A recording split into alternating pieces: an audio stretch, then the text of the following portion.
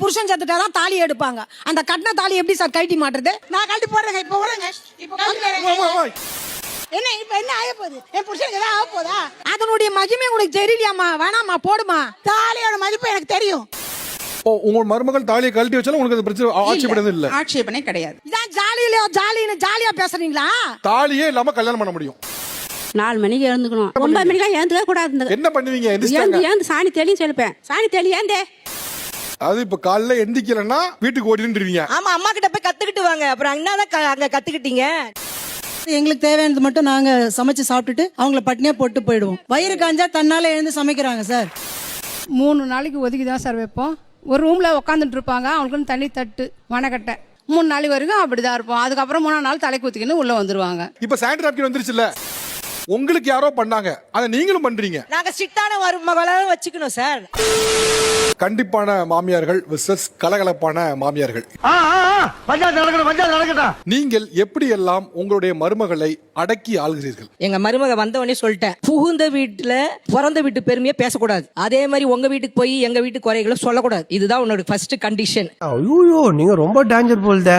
இந்த எழுந்து காலையில தண்ணி தெளிச்சு கோலம் போடணும். இல்ல மாமி, எங்க வீட்டுல நான் அபார்ட்மெண்ட்ல இருந்தேன், என் மருமக சொன்னா பார்த்து கத்துக்கோ அப்படின்னு. நான் உலக சாதனை கோலத்துல, நான் இன்னும் 2 வருஷத்துல அவளும் உலக சாதனை கண்டிப்பா புரிவா. அந்த அளவுக்கு இப்ப கோலம் போடுறேன். ஆமா, இதெல்லாம் என்ன பெருமையா? கடமை. சமையல் இன்னைக்கு அவளை அடிச்சுக்கிறதுக்கு ஆளே இல்ல, என்னையே மிஞ்சிட்டா. இதுக்கு எல்லா கிரெடிட்டும் காரணம் நீங்க தான். கண்டிப்பா நான் தான். இது எப்படி அவங்க கிரெடிட்னு சொல்றாங்க? சமையல் பண்றது கோலம் போடுறது தான் இன்னைக்கு கிரெடிட்டா? பெருமை தான் சார், எனக்கு அது பெருமையா இருக்கு. இதெல்லாம் ஒரு பெருமையா பாஸ்? எனக்கு பெருமைடா எருமை. நீங்க அவங்க சொல்ற தாட்பரியத்தை புரிஞ்சுக்கல. அவங்க என்ன சொல்ல வராங்கன்னா, இன்னும் வீட்டு வேலைகள், இந்த அடிப்படை வேலைகள் செய்யறது இருக்குல்ல, அதையா பெருமையா பேசணும். இப்ப நீங்க ஒண்ணு இல்ல, என் மருமகன் வீட்டுக்கு வரும்போது IAS படிக்கணும்னு குறிக்கோட வந்தா நான் அவளுக்கு சப்போர்ட் பண்ணேன் அப்படின்னா அது ஒரு பெருமை. இதெல்லாம் ஒரு பெருமையா அப்படின்னு கேக்குறாங்க. படிக்கிறதுக்காகவும் நான் வேலை செய்யறதுக்காகவும் இந்த வேலையை நான் செய்ய மாட்டேன்னு சொல்லக்கூடாது. பாத்தியாடா கிளவிக்கு குழுப்ப. நாங்க ஒரு கிராமத்துல இருந்து வந்தவங்க தான் சரி, சார். எத்தனை மணிக்கு எந்திரிக்காங்க மருமக? எங்க மருமக 9 மணிக்கு மேலதான் சார் எந்திரிச்சு. என்ன பண்றாங்க அவங்க? சும்மா வீட்டுல தான் இருக்காங்க. பையன் வேலை பாக்குறான். இப்ப நீங்க அவளை பாராட்டுறீங்களா? இல்ல, நான் பெருமையா தான் நினைக்கிறேன். என்னை அசிங்கமா பாராட்டினா போதும், மூல பஞ்சாயத்தை தீத்து விடு. நாங்க 6 மணிக்கு எப்பயும் எந்திரிச்சிருவோம். வாச தொலைச்சு கோலம் போட்டு டீ போட்டு கீழே இறங்கி வாப்பான்னு 8 மணிக்கு சொன்னா, அந்த பிள்ளை 9 மணி 9:30 10 மணி கூட கீழே மெதுவா இறங்கி வரும். அவங்க சாப்பிட்டு போய் திருப்பி பழைய விடிக்கு ரெஸ்ட் எடுப்பாங்க. என்ன எழவியாது. அந்த அம்மா மருமகளை எப்படி பாதுகாக்கிற பாத்தீங்களா? ஆமா. முதல்ல தூங்குவாங்களாம், அப்புறம் சாப்பிட்டு ரெஸ்ட் எடுப்பாங்களாம். மதியம் யார் சமைப்பா?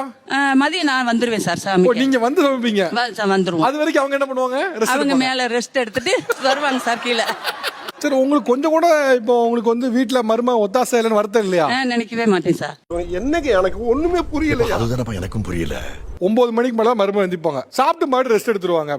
இப்படி ஒரு மருமகள் உங்கள் வீட்டுக்கு வந்தால் நீங்கள் என்ன செய்வீர்கள்? நிச்சயமாக நான் இதை ஊக்குவிக்க மாட்டேன். ஏன்னா அவங்க சோம்பேறியை வளர்த்துறாங்க, அவங்க மருமகளை வளர்த்தல. காதெல்லாம் கருகிற மாதிரி திட்டுறாங்கடா. வேலைக்கு அவங்க போறது இல்ல, ஹஸ்பண்ட்க்கு எழுந்து சாப்பாடு செய்து கொடுக்கறதும் இல்ல. அப்படின்னும் போது ஒரு தடவை சொல்லி பார்ப்போம், 2 தடவை சொல்லி பார்ப்போம். 3வது எங்களுக்கு தேவையானது மட்டும் நாங்க சமைச்சு சாப்பிட்டுட்டு அவங்கள பட்னியா போட்டு போயிடுவோம். இது நம்ம லிஸ்ட்லயே இல்லையே. அடேங்கப்பா. வயிறு காஞ்சா தன்னால எழுந்து சமைக்கிறாங்க சார். எல்லாமே இருக்குமா? நான் உன்னை கொடுமைப்படுத்தவே இல்லையே, எல்லாமே இருக்கு, எழுந்து செஞ்சு சமைச்சு சாப்பிடு. அது நீ வேலைக்கு போறதுல எதுவுமே செய்யாதப்ப ஏன் சமைச்சு சாப்பிட கூடாது? நான் என்ன சாப்பாடு போட மாட்டேன்னு சொன்னேன், இஷ்டம் தான் சமைச்சு சாப்பிடு. நானும் கூட அத்தை ஏதோ ஏப்ப சாப்பிட்டே நினைச்சிட்டு இருந்தேன். பார்ட்டி வில்லாதி வில்லியா இருக்கும் போல இருக்கு. எங்க வீட்டுக்கு மருமக வரக்குள்ள ஒண்ணுமே தெரியாது, எங்க அப்பா தான் சாமான் தேய்ப்பாரு எங்க மருமக சொன்னா சார். நான் சொல்லிட்டேன், நீ உங்க வீட்டுக்கே போய் ஒரு 3 மாசம் இல்ல, இன்னும் 6 மாசம் கூட இரு. ஆனா கண்டிப்பா வேலையை கத்துக்கிட்டு தான் எங்க வீட்டுக்கு வரணும். அப்பதான் எனக்கு மருமகன் நான் சொன்னேன். நல்ல மனசுமா, அப்படித்தான் இருக்கணும். அது இப்ப காலைல எந்திக்கலன்னா வீட்டுக்கு ஓடிடுவீங்க. ஆமா, அம்மா கிட்ட போய் கத்துக்கிட்டு வாங்க. அப்புறம் என்னதான் அங்க கத்துக்கிட்டீங்க? எப்படிடா தப்பிக்க போற? 4 மணிக்கு எழுந்துக்கணும். 4 மணிக்கு தான் சார் எழுந்துக்கணும். அது எப்படி சார் 9 மணிக்கு எழுந்துக்கலாம் சொல்லுவாங்க. என்ன பண்ணுவீங்க? 9 மணிக்கெல்லாம் எழுந்துக்க கூடாது. என்ன பண்ணுவீங்க? எழுந்து சாணி தெளின்னு சொல்லிப்பேன். சாணி தெளி ஏந்தே. அப்ப எங்க பசங்க செய்யல, உங்க மாமியார் கிட்ட போய் சொல்றாங்களா, போயிட்டு செய்யுங்க. செய்யுங்க. பெரிய லம்பாடி பொம்பளையா இருப்பா போல இருக்கு. அவங்க சொல்றாங்க 9 மணிக்கு எப்படி சார்? இருமா 9 மணிக்கு எப்படி சார்? அந்த அம்மாக்கு ஏதோ மருமகள சமகான் இருக்கு போல வச்சு செய்து. எங்க மாமியார் எப்படி தெரியுமா நடத்துறாங்க? அட இருங்கப்பா, கேட்டு முடிச்சுக்கிறேன். எனக்கே ஒண்ணுதான் சொல்லிக்கிறேன். இருக்கு சார், இவன் போட்டு தாலி எடுக்கிறா சார். உன்னை கேட்டா 9 சொல்றா சார். ஊர்ல இருக்க 4 பேரு பாடுறா அவ வீட்டுல எப்படி மருமகளை கட்டி ஆள்றா அப்படி நான் ஊர்ல இருக்க 4 பேர் சொல்லணுக்காக நான் இதெல்லாம் செய்யறேன் அப்படின்னா என்ன? நானே சொல்லணும்னு நினைச்சேன். நீங்களே கேட்டீங்க. எனக்கு வந்து திருநெல்வேலி, அங்க வந்து கிராமம் தான். நாங்க அங்க வந்து சாணி தான் எங்களுக்கு முதல்ல. அந்த சாணியை தொடுறது கூட நாங்க வந்து குளிச்சுட்டு தான் தொடுவோம். சாணியை தொடுறதுக்கா? ஆமா, கர்ம கர்மா. குளிக்கிறதுக்கு 2 ரீசன் இருக்குது சரிங்களா. பெண்களானது வந்து மாதவிடாய்னு ஒண்ணு இருக்குது. அதுக்காக வந்து நாங்க பெண்கள் எப்பவுமே எந்திரிச்சதுமே ஆம்பளைங்க முகத்தை நாங்க பார்க்க மாட்டோம். புரியலம்மா, புரியல. மாதவிடாய் டைம்ல ஆம்பளைங்க முகத்தை நாங்க பார்க்க மாட்டோம் காலைல எந்திக்கும் போது. ஆனா இது புதுசா இருக்குனே, புதுசா இருக்கு. அதுக்கப்புறம் தான் நாங்க குளிச்சுட்டு தான் நாங்க அவங்க கூடவே பார்ப்போம். சாப்பாடு முதல்ல ஏன் அது பண்ண வேண்டாம்னா அது ஒரு தீண்டல் அப்படின்னு சொல்லுவாங்க. அதனால அது வந்து தொட வேண்டாம், வைக்க வேண்டாம், என்ன பூஜை ரூமுக்குள்ள போக வேண்டாம். இதுதான் நாங்க வந்து எங்க மருமகளுக்கு சொல்லி கொடுத்துருக்கோம். இப்போ அவங்க ஃபாலோ பண்ணிட்டு இருக்காங்க. உங்க மருமகளுக்கு இதை தீட்டுன்னு சொன்னா அவங்க ஃபாலோ பண்றாங்களா? பண்றாங்க சார். ஓகே, அதாவது இப்ப பேசிக்கா இப்ப ஒதுக்கி வச்சிருக்கீங்க அவங்கள. ஆமா, 200 பெரியார் இல்ல 400 பெரியார் வந்தாலும் முடியாதுடா. எதுக்கு? உங்களை திருத்துறதுக்கே. மாதவிடாய் காலத்துல வேற என்னென்ன ரூல்ஸ் போடுறீங்க? 3 நாளைக்கு ஒதுக்கி தான் சார் வைப்போம். ஒரு ரூம்ல உட்காந்துட்டு இருப்பாங்க, அவங்களுக்குன்னு தண்ணி தட்டு வனக்கட்டை. 3 நாள் வரைக்கும் அப்படிதான் இருப்போம். அதுக்கப்புறம் 3 நாள் தலை குத்திக்கின்னு உள்ள வந்துருவாங்க. தலைவாணிக்கு பதிலா ஏன் மரக்கட்டை கொடுக்குறீங்க? அது துவைக்க முடியாது இல்ல சார், நாங்க துவைச்சிருவோம். துவைக்க முடியாது இல்ல, அதனால அப்படி இப்படி வச்சுன்னு தான் சார் இருக்கிறோம். அப்படிதான் வச்சிருக்கிறோம் நாங்க. ஒரே ஒரு டவுட் தான் உங்கள்கிட்ட கேட்கணும். சூப்பர்ண்ணே, சூப்பர்ண்ணே. கேளுங்க. சோறு திங்க வேற எதுவும் இந்த ஜெனரேஷன்ல நாம இன்னமும் பின்னோக்கி பின்னோக்கி பின்னோக்கி கிமுலயே ஏன் போறோம்? நம் முன்னோர்கள் சொன்னது உடல் ரீதியாக நம்ம அந்த சமயத்துல ஒரு வலுவிழந்து இருப்போம், அப்ப நம்ம ரெஸ்ட் எடுத்துக்கணும் அப்படின்றதால தான் நம்மள ஒதுக்கி அந்த மாதிரி வச்சாங்க. அவங்க இஷ்டத்துக்கே அவங்க போக்குல விடுறீங்க. அப்படி இல்லம்மா, மனையில போட்டு படுக்கணும், இங்க போய் உட்காரணும், அந்த வேலையே நம்மளுக்கு கிடையாதுமா. ஏன் கிடையாது? நம்ம எந்த நம்ம ஜெனரேஷன்ல பாரம்பரியத்துல இருந்தது தானே அது. பாரம்பரியத்துல நம்ம அடுப்புல ஊதிட்டு இருந்தோம், இன்னும் அடுப்புல ஊதி சமைக்கிறோமா? இப்ப சானிட்டரி நாப்கின் வந்துருச்சுல. சானிட்டரி நாப்கின் வந்தாலும் சார் அந்த உடல் ரீதியாக அந்த அறிவியல் ரீதியாக இதெல்லாம் எந்த டாக்டர் சொன்னான்னு மட்டும் சொல்லிடுங்க. டாக்டர் சொல்றது இல்ல சார். அப்படி கிடையாது. நீங்க மத்த விஷயம் எல்லாம் சொன்னா அது வேற. ஆனா மருத்துவ ரீதியா அறிவியல் ரீதியா சொன்னா எந்த டாக்டர் சொன்னான்னு சொல்லணும். எங்க மாமியார். உங்க மாமியார் எம்பிபிஎஸ்ஸா? இல்ல, எம்பிபிஎஸ் இல்ல. அப்ப இனிமேல் சொல்லும்போது என்ன சொல்லணும் தெரியுமா? மாமியார் சொன்னாங்கன்னு சொல்லணும். அறிவியல் ரீதியா மருத்துவ ரீதியா சொல்லக்கூடாது. நேக்கா நம்ம பேரை வச்சிடலாம் பார்த்தா உஷார் ஆயிட்டாங்களே. உங்க மருமக ஆபீஸ்க்கு போய் வேலைக்கு பார்ப்பாங்களா? ஆனா வீட்டுக்கு தான் தனியா இருப்பாங்களா? ஆபீஸ்ல பண்ணா ஒண்ணாவது, வீட்டுக்கு தான் கெட்டு போயிரும். அதுக்கு என்ன சார் பண்ண முடியும்? இந்த காலகட்டம் அவங்க வேலைக்கு போய் தானே சார் ஆகணும். துட்டு மணி வேணா எல்லாம் ஓகேவாதுங்க. உங்க வீட்டுக்குள்ள வரனா மட்டும் இடிக்குது. நாங்க ஸ்ட்ரிக்ட்டான மருமகளா வச்சுக்கணும் சார். நான் பொம்பளை ரொம்ப மதிக்கிறேன். ஆனா இப்போ எனக்கு வேற வழியே இல்லமா. யோசிச்சு பாருங்கம்மா, இவ்வளவு பெரிய காலகட்டம் வந்தாச்சு. உங்களுக்கு யாரோ பண்ணாங்க, அதை நீங்களும் பண்றீங்க. என்ன பேசுறீங்க நீங்க? என்ன ஒரு அறிவியல் உலகத்துல வாழ்ந்துகிட்டு நீங்க சொல்லக்கூடிய கட்டுக்கதைக்கு அறிவியல் வேற சொல்லிக்கிறீங்க. நீ சொல்றது கரெக்ட் தான்டா, ஆனா எனக்கு மனசாட்சி எதுவும் கொடுக்கலையே. உங்க வீட்டுல இவ்வளவு ஃப்ரீடம் இருக்கு, என் மருமகள் இந்த உச்சபட்சமா இவ்வளவு ஃப்ரீடமா இருக்கலாம் அப்படின்னா என்ன சொல்வீங்க? போட்டுக்கிற ட்ரெஸ்ல இருந்து அவங்க வந்து செயின் போட்டுக்கிறாங்களா, மெட்டி போட்டுக்கிறாங்களா, தாலி போட்டுக்கிறாங்களா, பூ வச்சுக்கிறாங்களா, எல்லாமே அவங்களோட ஃப்ரீடம் தான். அம்மா, என் பெத்த தாயை ஓவர்டேக் பண்ணிட்டீங்கம்மா, ஓவர்டேக் பண்ணிட்டீங்க. மெட்டி சொன்னீங்க, இது சொன்னீங்க, டக்குன்னு தாலியும் அந்த லிஸ்ட்ல சொன்னீங்க. ஆமா, தாலியும் தான். அதுவும் அவங்க விருப்பப்பட்ட ஆமா, அவங்க எதனா ஒரு ஃபங்க்ஷனுக்கு வராங்க, அது போடணும் அப்படின்னா போட்டுப்பாங்க. மத்தபடி ஆபீஸ் வேலைக்கெல்லாம் வந்து அதை போட மாட்டாங்க. நானும் அதை கேட்க மாட்டேன். உங்க மருமகள் தாலியை கழட்டி வச்சாலும் உங்களுக்கு அது பிரச்சனை, ஆட்சேபணம் இல்ல? ஆட்சேபணே கிடையாது. தாலின்றது என்ன சார்? ஒரு பெண்ணுக்கு என்ன அடையாளம்? தாலி தானே. இப்போ சில நேரங்கள் ஆபீஸ் போகும்போது ஜீன்ஸ் பேண்ட் டி-ஷர்ட் போட்டு போவாங்க. அப்ப தாலி வந்து திடீர்னு பார்த்தா வித்தியாசமா இருக்கும் அந்த ட்ரெஸ்ஸுக்கு.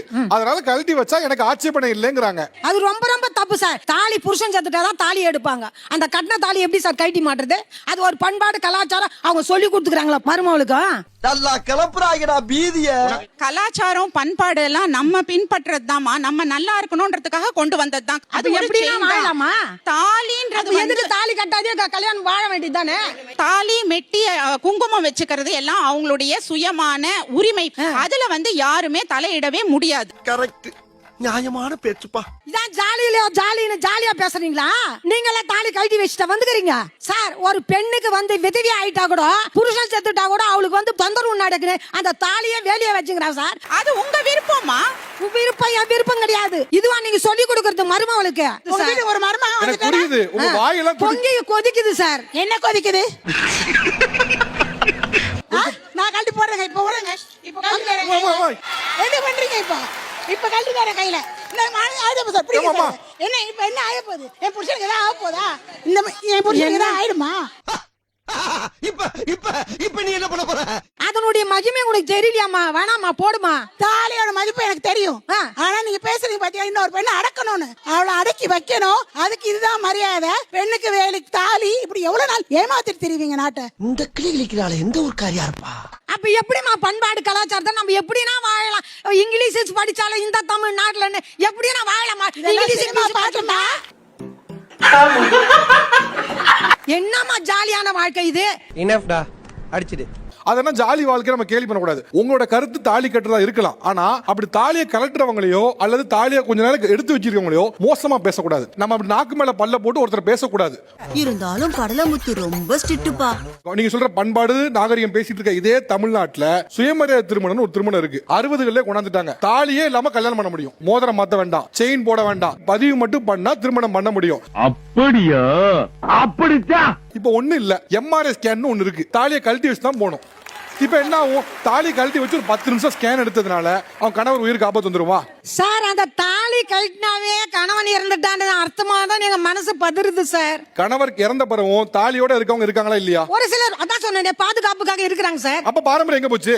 உங்களுக்கு தேவையானது அப்பலாம் பாரம்பரியம் உள்ள வந்துரும், இல்லனா வராது. நல்லா இருக்கு உங்க பாரம்பரியமா. ஐயோ, எந்த ட்ரெண்ட்ல பேசினாலும் எந்த ரூட்ல போனாலும் விடவே மாட்டேங்கிறானே.